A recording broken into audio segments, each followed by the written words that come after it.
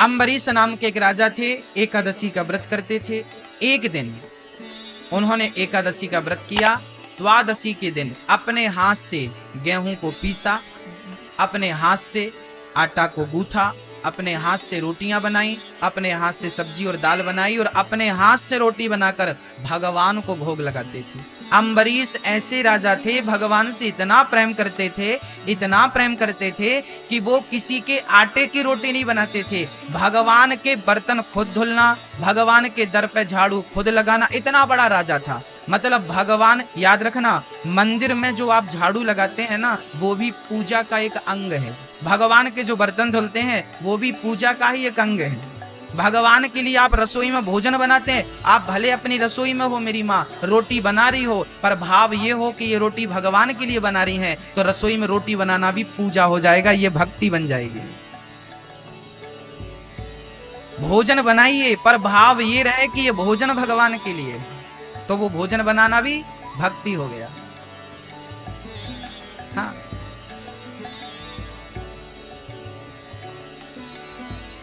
आप जुड़े रहिए, कहीं भी रहिए पर गोविंद से जुड़ करके रहिए, आनंद होगा भक्तों।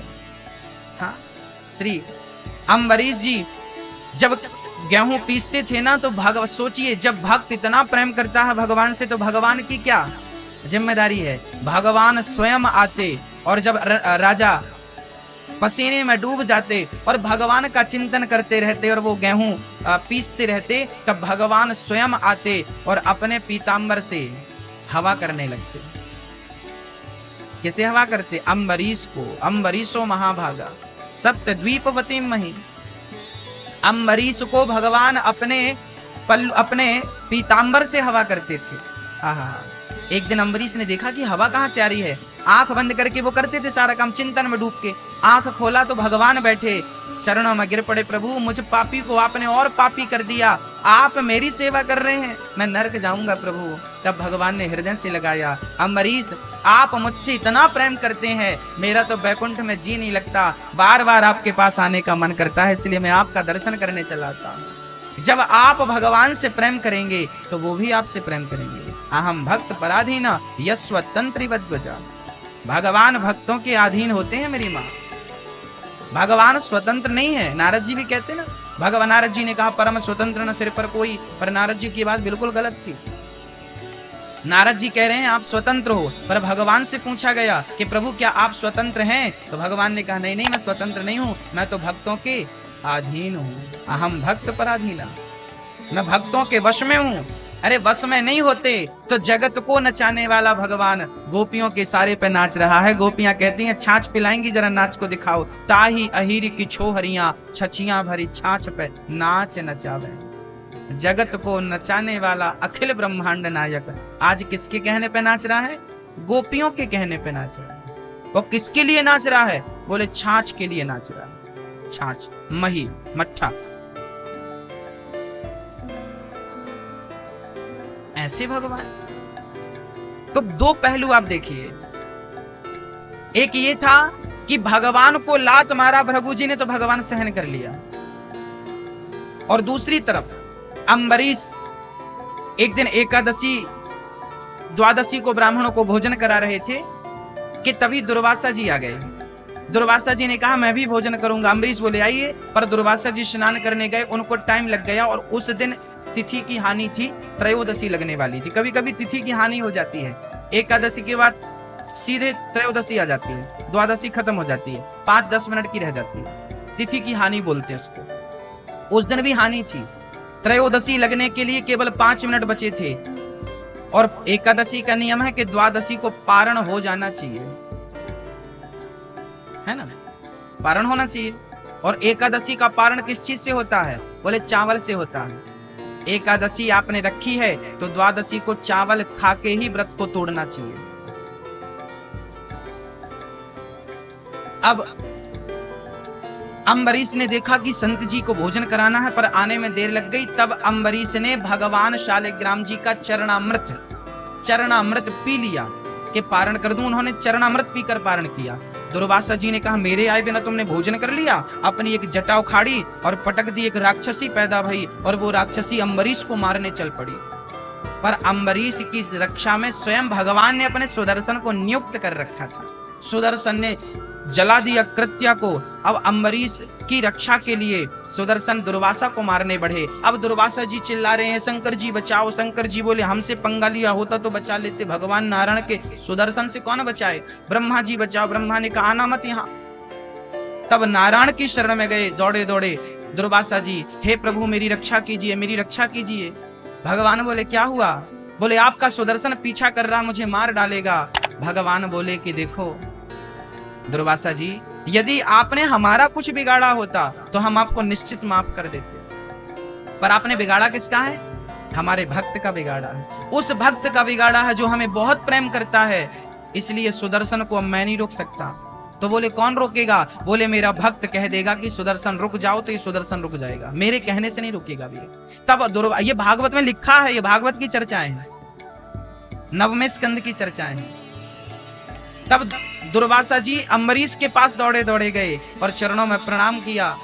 दुर्वासा जी के चरणों में अम्बरीश जी लेट गए। संत जी आप क्यों लज्जित कर रहे हैं। दुर्वासा ने कहा भक्त मैं समझ गया कि आप बड़े श्रेष्ठ हैं, सुदर्शन से कह दीजिए नहीं वो मेरा गला काट देंगे। तब हाथ जोड़कर अम्बरीश ने सुदर्शन की प्रार्थना की, हे प्रभु आप शांत हो जाइए। शांत हो गया। ये बात सिद्ध हो गई कि भगवान को लात मारा भृगु जी ने तो भगवान ने भृगु को क्षमा कर दिया, पर दुर्वासा ने भक्त का अनादर किया तो भगवान ने रक्षा नहीं की, भक्त ने रक्षा की तो रक्षा हुई। ये सिद्ध हो गया कि भगवान आपको माफ नहीं करेंगे यदि आपने भक्तों का कुछ बिगाड़ा। इसलिए कथा में जाने से, कीर्तन करने से, भगवान का नाम लेने से, यदि कोई भगवान का नाम ले रहा है, कई बार आप क्या कहते हैं कि बहुत पाप करता है, दिन में तो पाप करता है, रात को तो पाप करता है और ऐसे राम राम जपता है। ऐसे भी लोग होते हैं, परंतु आपको इनकी भी आलोचना करने का अधिकार नहीं है। कम से कम वो भगवान का नाम तो ले रहा है।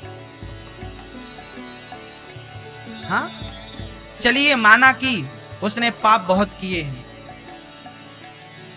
परंतु नाम भी तो लिया है। आप एक बूंद जहर पी लो तो मरोगे कि नहीं, बोलो। अच्छा धोखे से पियो तो क्या बच जाओगे। नहीं जहर भाई साहब हमने धोखे से पीला, बाहर आ जाओ, आएगा। जहर को जानबूझकर पियो या धोखे से पियो, वो अपना असर दिखा के रहेगा। आग में हाथ जानबूझकर डालो या धोखे से चला जाए, वो अपना असर दिखाकर ही रहेगी। ऐसे भगवान का नाम भी है मेरी माँ, कोई जानबूझ कर ले, धोखे से ले, ढोंग से ही ले ले, वो नाम तो अपना काम प्रभाव दिखाकर ही रहेगा। ये वही नाम है जिस नाम के पत्थर पानी में तर गए। ये नाम पत्थर को भी पानी में डूबने नहीं दिया तो आपको भवसागर में डूबने नहीं देगा, बस नाम का सहारा ले रहेगा। कलयुग केवल नाम आधारा, सुमरि सुमरि नर उतरहि पारा। केवल नाम, केवल नाम, केवल नाम। काम करते रहो और नाम जपते रहो। एकादशी को भगवान ने प्रकट क्यों किया। भगवान नारायण के शरीर से एकादशी प्रकट हुई। एकादशी की क्या जरूरत थी। जब चारों तरफ पाप बढ़ने लग गया तो भगवान ने कहा कि ये तो पाप घर घर प्रवेश कर जाएगा। तो भगवान ने एकादशी को प्रकट कर दिया कि एकादशी जाओ तुम सारे पाप को समाप्त करो। तो एकादशी जब आई प्रकट हुई तो एकादशी के प्रभाव से पाप थर थर कांपने लग गया। तो पाप जाके ना चावल के खेत में छिप गया। सारा पाप तो समाप्त हो गया जो जो नजर आया, पर चावल के खेत में पाप छिप गया तो वो पाप बच गया। तो एकादशी ने सबसे पूछा क्यों भैया आप तुम्हारे भीतर पाप तो नहीं है। बोले हमारे भीतर तो पाप नहीं है, क्योंकि हर शरीर से पाप निकल गया, हर शरीर से पाप निकल गया। तो एकादशी जी ने कहा कि भाई अब तो निष्पाप हो गई पृथ्वी, अब कहीं पाप नहीं रहा। बाद में पता चला कि चावल ने आश्रय दे दिया। सबने गवाही दी कि हमारे पास अब पाप नहीं, हमारे पास पाप नहीं, पर चावल ने पाप को छिपने की जगह दे दी। इसलिए एकादशी के दिन लोग चावल नहीं खाते। क्यों? क्योंकि एकादशी के दिन पाप शरीर से निकलकर चावल में जाके छिप जाते हैं, अन्न में जाके छिप जाते हैं। और जब आप चावल ग्रहण करते हैं तो वह चावल के द्वारा एकादशी के दिन आपके भीतर सारे पाप प्रवेश कर जाते हैं। कहते हैं एकादशी के दिन पाप का वास अन्न में होता है। सीधी भाषा समझो, जैसे सब दिन बने ना कि कौन से दिन को भगवान का वास कहते हैं। अक्षय नवमी के दिन भगवान नारायण का वास आंवले के वृक्ष पर होता है। फलानी तिथि पर भगवान का वास यहाँ पर होता है।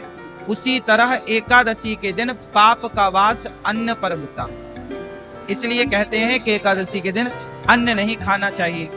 पेट भर सकते हैं आप फल से। किससे भरें?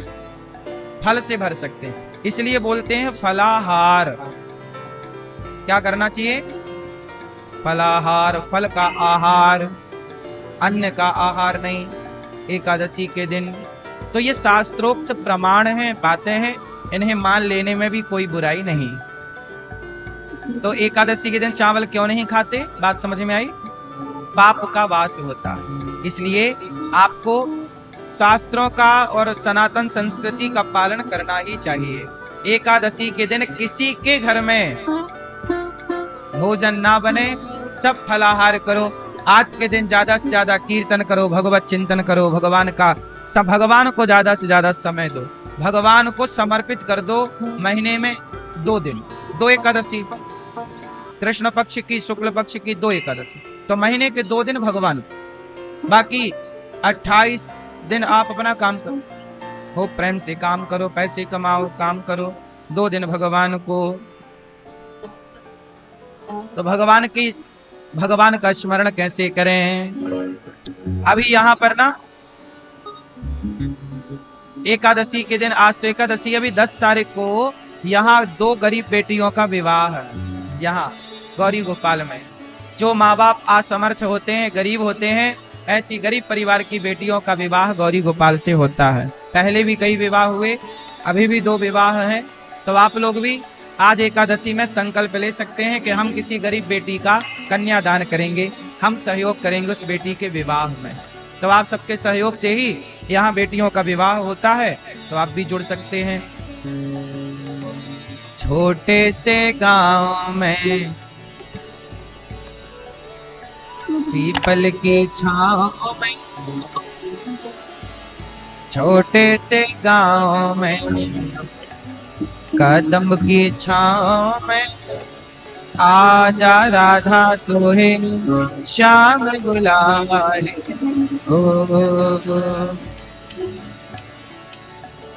तो भगवान इस वृंदावन धाम में कैसी लीला करते हैं, आओ भगवान के लीलाओं का स्पर्श कर लें भजन के द्वारा, फिर कथा में प्रवेश करेंगे। छोटे से गांव में